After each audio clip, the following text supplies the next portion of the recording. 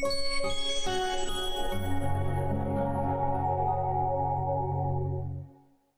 friends of Powerhouse Bakery, my name is Suzanne Parker and I'm the founder of Powerhouse Bakery, and what we do here is we love to cook up healthy. So I'm excited to have my divas and dudes here to share a little bit of information about 30 days of healthy, and really what does that look like when we start to create a food list. So if you've been with us over the past 4 weeks, we've talked about the immune system. We've talked about certain essential nutrients like zinc and vitamin D and calcium, and really understanding what these foods do for us and where we can find them and why are they important. We've talked a little bit about a healthy gut and understanding why the gut is such an important part of our overall healthy lifestyle, and keeping our body free of disease and keeping our immune system strong to fight off the external challenges of viruses and bacteria, and really helping to make our body as strong as it possibly can. So in the last 30 days of healthy that we've been chatting about, I've really tried to give you some good information about how to find this information and really how to sift through the misinformation that's out there. And so today what I want to do is together build my best foods list and show you how I go about thinking through the whole process. Because remember, when we're building that best foods list, it's got to be a working document. It's got to be something that allows us to understand what our preferences are, maybe what our food allergies are and intolerances, what do we like to cook, what do we not like to cook, and also involving our family, because truly it's a family affair, and enjoying food around the kitchen and being a part of the togetherness that cooking really offers. I think it's something that's so profound that we really want to embrace as a culture, to really get back in the kitchen and know how to cook fun items and let everybody be participating in that My Best Foods list. So when we build this, remember that we've got 3 categories. So not only do we have the categories that we're going to put foods in, but there's also some secondary components that really make that My Best Foods list work for us. So let's get started. First, we've got the protein category, and then we've got the carbohydrates, and then we have fats. And then the little sidebar components that I think should not be understated, and that is how much, see, that's not a good color, let's use the black. To make the My Best Foods list really have good punch, we want to know the company that the food keeps. We also want to know how the food is cooked. And we also want to keep in mind portions, because we know that portions matter. You can start with a great food, and when the portions go off track, or it's the food that's a good food has bad company, or it's cooked wrong, now it goes from a good food to not such a good food. Case in point I always love to give is the humble potato. So you can have a beautiful sweet potato that you bake and you add some olive oil.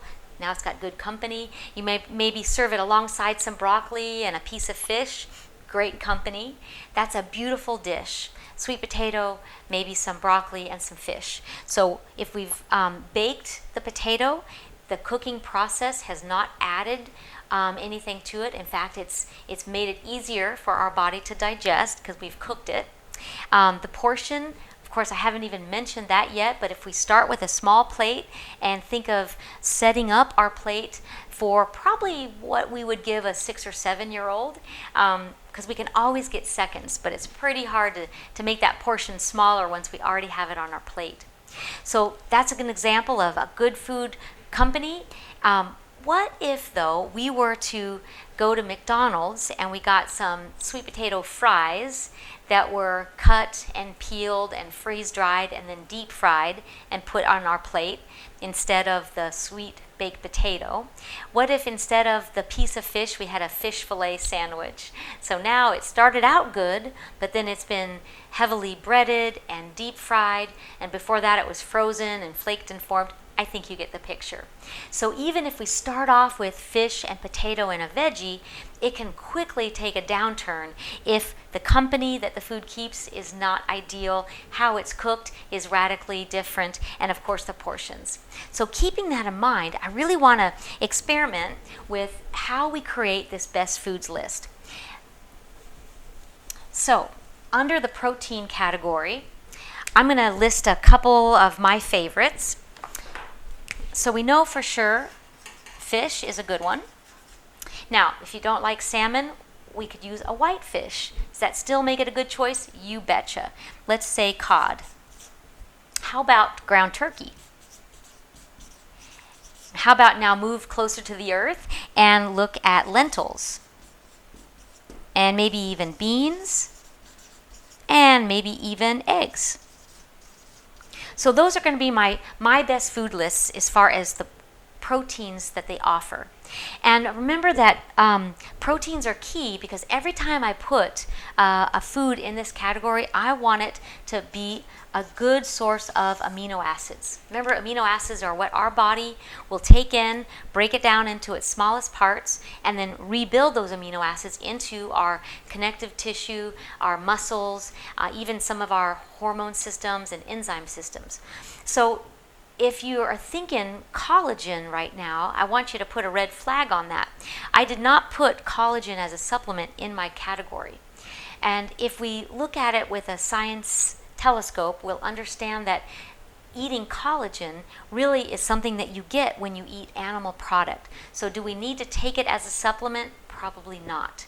So again, even though it's best foods, I want you to always think about how is the marketing trying to fit a superfood or a favorite flavor of the month into my shopping continuum. So does collagen or whey protein powder really fit into my protein list? And so you'd want to answer that question. So now let's go to our carbohydrate category. Some of the reasons why I would pick a carbohydrate would be ones that I love. So I love rice. I also love bread. Right? And you're thinking, wait a minute, those aren't good carbs. They can be. They can be great carbs, even if it's white rice or bread that has gluten in it. And here I run a gluten-free bakery. But if there is a bread that has lots of phytochemicals and protein and fiber, it's going to make it into my best foods list for a carbohydrate choice. Rice, just because it's white, say jasmine rice or basmati, doesn't make it a bad food. I know that if it's going to provide my carbohydrate backbone or the sugars for my body, and it's going to give me some important minerals, maybe a little fiber, those are all great bonuses. But also, we want to think of the portion of the rice and how it's served and also how it's cooked. So, steamed jasmine rice versus maybe fried rice with lots of bacon added or egg that's been sauteed in oil, right? So you're following me. And if I ate it at a Chinese restaurant and instead of having a fist size of my rice, now I have a big plate size because of course the Chinese buffet wants me to come back, so they're going to try to lure me back with what I might expect to be quality in quantity, not so much in the quality of the food. So remember that. So my carbohydrate category, I'm purposely putting things that might have been thought of as not a best food, rice and bread. I think they're great. My typical breakfast in the morning is a couple slices of Ezekiel bread. If I were to look at the ingredients, I would see that in fact Ezekiel bread has lots of micronutrients and it even has some wheat. So if I want to eat a gluten-free diet, does that make that bread bad? Not necessarily. So we want to look through all those processes. Let's keep going. How about strawberries? Great carbohydrate. And we could even think of the greens, all the leafies. So spinach, there's a superfood for sure. Anytime there's a bright color, I want to include it in my carbohydrates category. Anytime we have fruits and vegetables that come from the earth, we know they're going to have phytochemicals. When they're bright colors, that makes it even better to fit in my best foods list. Now, let's finish up and go to the fats category. We know that in general, fats need to provide our body with essential fatty acids. So there's a lot of confusion around fats, especially with the keto diet and vegan and trying to understand what fats should we eat. So in general, we want it to have a good blend of monounsaturates, polyunsaturates, and even saturated fats. The USDA says that 1/3 of our fats should be saturated, 1/3 should be polyunsaturated, and 1/3 should be mono. And wouldn't you know it, nuts and seeds and olive oil all are a really nice blend. So if I needed to really look at improving my blood fats, then I might want to change up the mix and get something that is more of one versus the other. But in general, fats should taste great because, again, all the flavor of a food is almost always encased in the wonderful essential fatty acids. So my fats are going to be avocado, nuts and seeds, and oils. Don't forget, over here in my protein category, eggs are an interesting one because a good amount of those calories are actually going to be in the fat category. So in a given meal, I might decide to put eggs as the fat of my meal. So again, thinking about how we're going to plate up our best foods sometimes makes a big impact on where that food is going to count and how it's going to fit. And of course, I found that there's a great website that will help us start to compare foods. And so I want to share this with you. It's a neat little site that you can just plug in a food and learn about some of the qualities.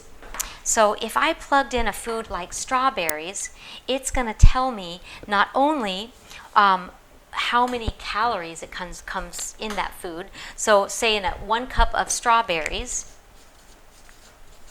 this website, and again it's called myfooddata.com, so make sure you write that down. It's really fun. And again, you're going to use this website when you want to compare and contrast what foods are going to be in your best foods list.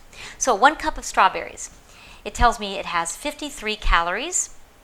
8% of those calories come from protein. Who would have thought? 8% of those calories come from fat. Believe me, I never knew that about strawberries. So every time I do a class for you guys, I learn new stuff too, which I absolutely love. I keep going down the list and it gives me some quick stats on the strawberries. Again, it gives me a summary that in 53 calories of strawberries, I get about a gram of protein, a half a gram of fat, and 13 carbs. I go down a little farther and it tells me I have 3.3 grams of fiber, 8 grams of sugar, and even a little sodium, which is naturally occurring, as well as calcium. Pretty cool stuff. And then it gives me the all familiar nutrition facts panel, which we see all the time on food labels, but we don't see it when we go into the produce section. So it's kind of cool to be able to go to this website. The next little block will tell me, what is this food made of? So here I get this great little chart that says strawberries are 91% water. So when you want to make sure you're getting good hydration through the day, eating strawberries will certainly add to that water total. And as well as what this food is made of is mainly carbs, so 8% carbs and 1% protein. Pretty cool, all from the lowly strawberry.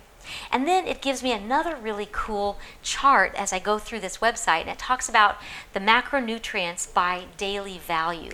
So this DV, we see that on labels sometimes, and it's a little maybe confusing as to what daily value means. And it's really just based on what some expert has said that a typical calorie intake should be.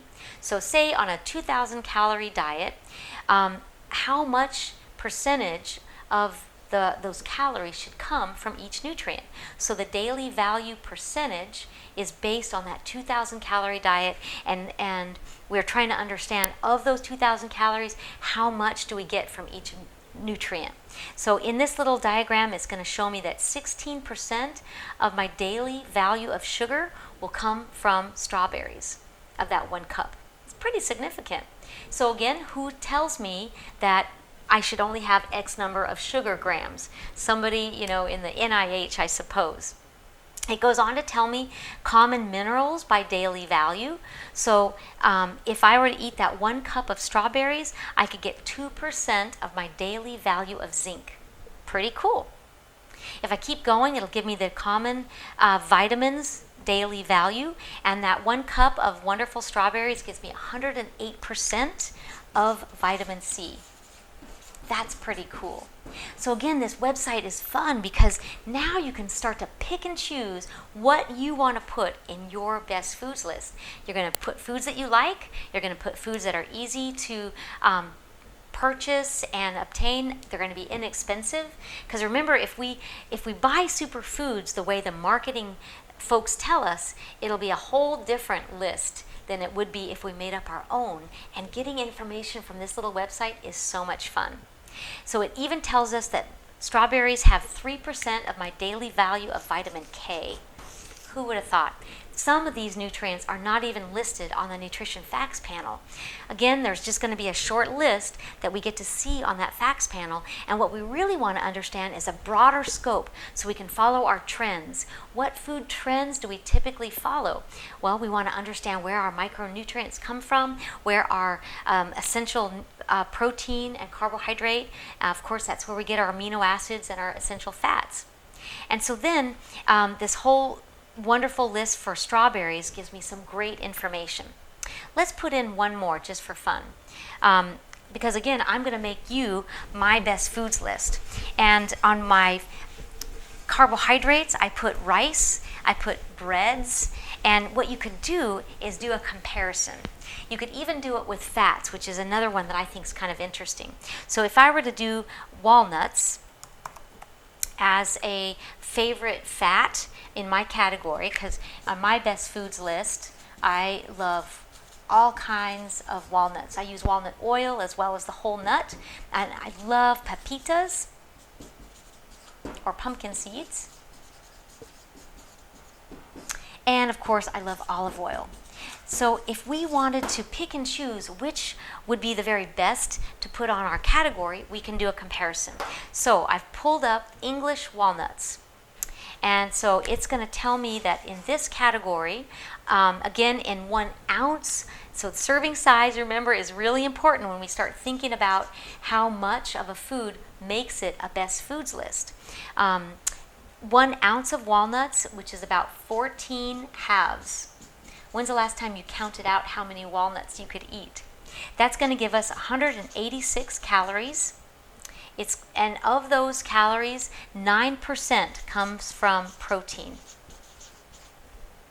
83% comes from fats, which we know, but remember, sometimes people will think of putting almond butter as a protein source. And they can do that, but they have to be very careful, because in order to get their protein needs met, they're going to have to get an awful lot of fat as well. And so when we're looking at our fats, it's probably better to put walnuts in that category versus in our protein category. But at the same time, it levels up to another really interesting question. Who tells us how much protein we really need? And honestly, like I said earlier, it's a moving target when we look at who decides what is healthy and what do they base it on. So we are really in an exciting era right now, because we're understanding that maybe we don't need as much protein as we thought. So now the daily value starts to come into question if we're basing it on some expert's opinion of how much we actually need. So then, going back to our My Best Foods list, I want you to always think of putting the food into the category where you will use it the most often. So if I'm going to have a salad and I'm going to put some spinach and maybe some leaf lettuce and maybe some onions and carrots in my salad, what will be my fat addition? Will it be some walnuts or some olive oil or a little bit of all three? That would certainly make a great salad. And so nutrient-wise, as well as flavor, as well as ease of accomplishing that salad. We want it to be something that I can always have access to. So as I go through the rest of this information on the walnuts, it's telling me that I have fiber in those walnuts. I even have a little bit of sugar. And of course, we have some micronutrients in there too. I scroll down and I see 28 milligrams of calcium. And we don't always think of nuts as being a great source of calcium. So if you're creating your best foods list and dairy is not a good food for you, is it better to go get almond milk in place of cow's milk? Or is it better to find your calcium in another location? That's what I love about this, is it helps us to understand where that best foods list is going to really aggregate your foods based on your nutritional needs and what you like. So don't feel like you have to drink rice milk or almond milk just because you don't like or don't tolerate regular milk well. Okay, so again, I'll keep scrolling through. What is this food made of? And again, we're looking at walnuts. It's 4% water, 66% fat, 14% carbohydrates, and 16% protein. So there you have it. That's a pretty cool nut. I'll do one more before we're out of time. Let's look at chicken. Because all of you probably know that I do love plant-based, but I also know that there's a place for using animal products. I think it's dangerous when we put ourselves in a really tight box that says, I am vegan.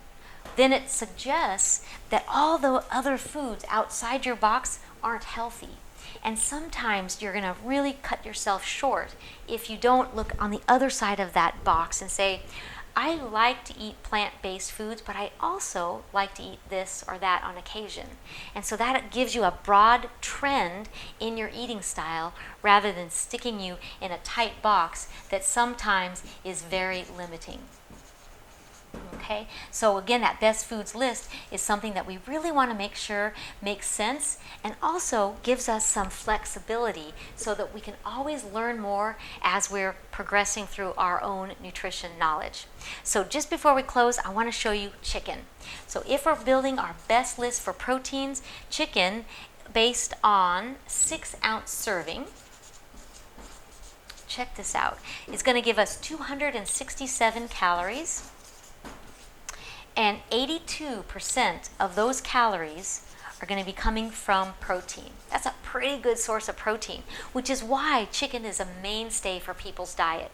And remember, we can really look at how do we make that chicken go from good to great by how it's cooked, by the company that it keeps, and of course the portion size. But let's keep going in this wonderful website. Also, we know that just a chicken breast gives us 18% calories coming from fat. Remember, fat calories are concentrated, so it adds up even in a lean piece of chicken. You can still get some significant amount of fat grams. So we don't necessarily have to add fat to our chicken salad in order to get our fats, okay? It's there. So some quick stats just in summary, in that 6-ounce portion gives us 267 calories, 55 grams of protein, 5 grams of fats, and 0 carbs in that chicken breast. Then we're going to go through and see the nutrition facts panel that we'll recognize on labels, but again, you don't always see it when you're looking at just raw foods or unprocessed foods. And so sometimes the information is hidden, and it really is valuable to understand what that food's giving us. So what is chicken made out of? 65% water. Who would have thought? And that's why when it's overcooked, boy, does it get dry. 3% fat, so that natural animal flesh will always have some fat to it, as well as the 32% protein. So as I go through it, I'm also learning the micronutrients in chicken. It's got iron, it's got potassium, magnesium, and zinc. It's got B12, it's got vitamin K. So again, learning that these foods provide all these wonderful nutrients, maybe it's not so important to buy the superfoods that are supplemented over and over with different micronutrients and phytochemicals trying to sell us all these wonderful superfoods when really so many of the most important nutrients are in our naturally existing foods. And so in summary, when you build your best foods list, I want you to, number one, pick foods that you have learned are good sources of those macronutrients, proteins, carbs, and fats. And then try to bring those foods from good to great by understanding what those foods provide in addition to those macronutrients.